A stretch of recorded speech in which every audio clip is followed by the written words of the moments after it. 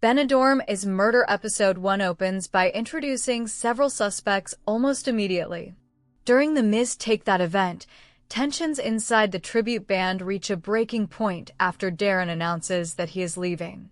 His decision creates arguments with the rest of the group, and every member suddenly has a reason to dislike him. Steve is accused of wanting Darren out of the band, Jason demands money that Darren owes him, and Steve exposes Darren's secret relationship with Isabella in front of everyone. By the time Darren walks away, the episode has already established multiple motives, making it impossible to know who will eventually be responsible for his death.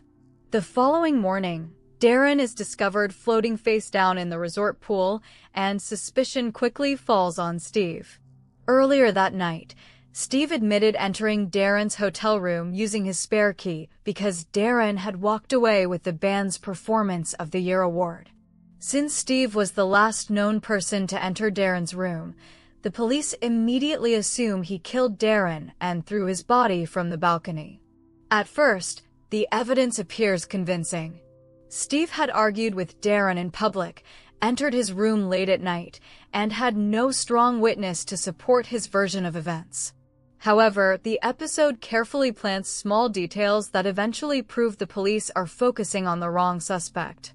Although Steve admits entering the room, he insists Darren was already gone when he arrived.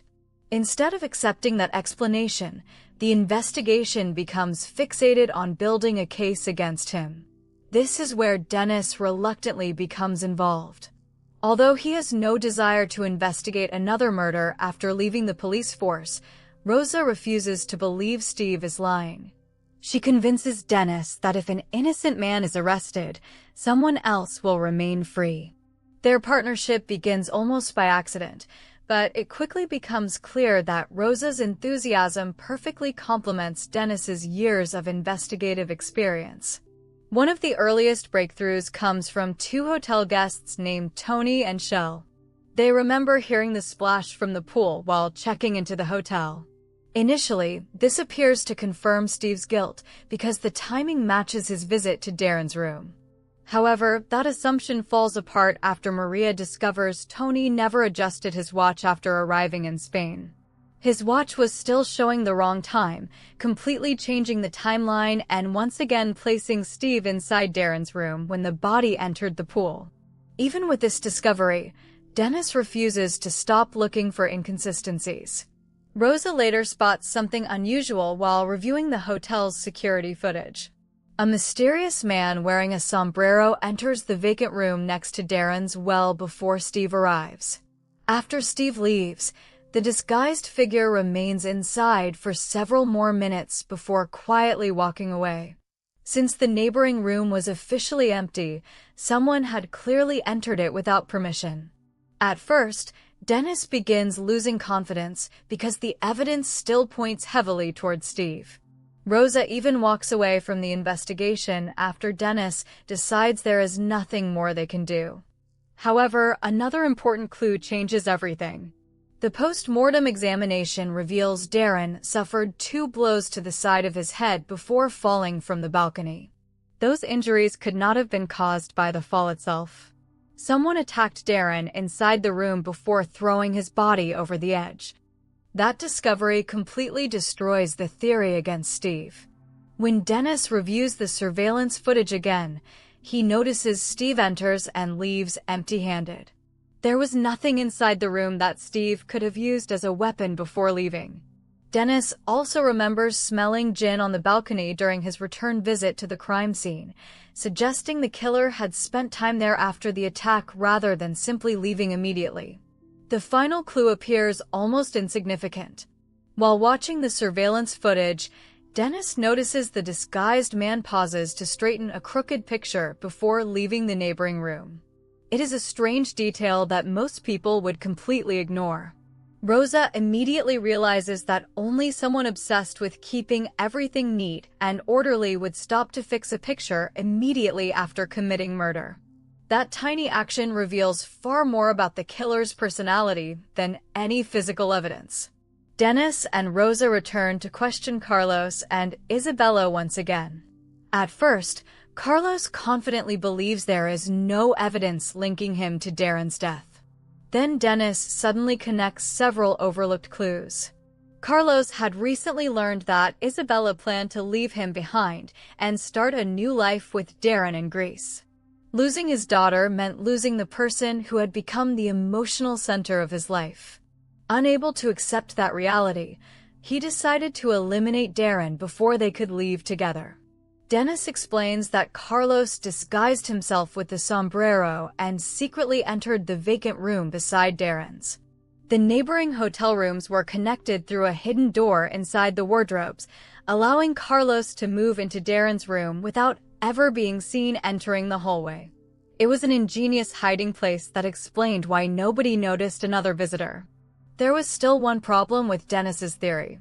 Darren was physically much stronger than Carlos, making it difficult to believe Carlos could overpower him. Dennis solves this final piece by revealing that Carlos had unscrewed the balcony light bulb beforehand. When Darren stepped outside to investigate why the light was not working, he became distracted for just long enough. Carlos used that brief moment to strike him twice in the head, knocking him unconscious before Steve unexpectedly entered the room. Steve's arrival forced Carlos to change his original plan. Unable to move the body while Steve searched the room for the award, Carlos remained hidden inside the neighboring room until Steve left. Once the room was empty again, Carlos dragged Darren's body onto the balcony and threw it into the swimming pool below, hoping investigators would assume it had been an accident or that Steve had committed the murder. Carlos also overlooked one small detail after disposing of the body. He forgot to replace the trouser press he had moved while using the connecting wardrobe. Along with the hidden doorway, the damaged balcony light, the surveillance footage, the post-mortem injuries, and the strange habit of straightening the picture frame, every clue pointed toward Carlos and nobody else. In the end, Carlos confesses and apologizes to Isabella before being arrested. His crime was not driven by greed or revenge, but by his inability to accept losing the daughter who had become the most important person in his life. The episode shows how desperation and possessiveness can push an ordinary person into making catastrophic decisions. The ending also establishes the future dynamic between Dennis and Rosa. Dennis insists they are not partners, but the investigation proves they make an excellent team. Rosa constantly notices details that others overlook, while Dennis has the experience to connect those clues into a complete picture. Even Maria reluctantly admits Dennis solved the case, although she warns him not to interfere in another investigation. Their complicated relationship adds another layer of humor and tension that is likely to continue throughout the series. Overall, Episode 1 delivers a satisfying murder mystery by encouraging viewers to suspect the obvious culprit before gradually revealing a much cleverer solution. Every important clue is presented throughout the episode, from the incorrect timeline and hidden connecting rooms to the broken balcony light and the perfectly straightened picture frame. By the time Carlos is exposed as the killer, the reveal feels earned because the evidence had been quietly leading to him from the very beginning.